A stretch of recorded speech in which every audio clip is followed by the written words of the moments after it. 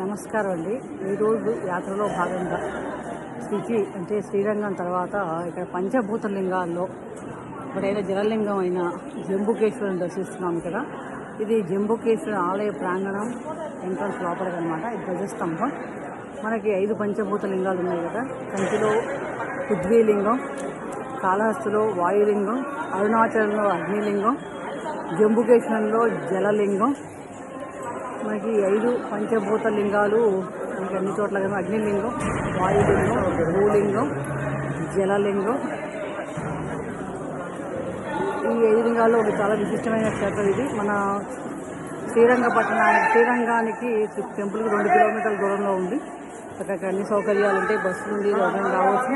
అభిషేకం చేస్తారు. ఇక్కడ జలం ఊరుతూ ఉంటుంది. జలంలో శివాలయం ఉంటాడు. అమ్మవారు అఖిలాండేశ్వరి. ఇక్కడ ఆమెని శక్తి అంతా కూడా తాటంగాల్లో ఉంటాయి. ఆమె ఈ రకంగా మన అమ్మవారి అనుగ్రహం అందరికీ కలగాలని ఆశిస్తూ నమస్కారం.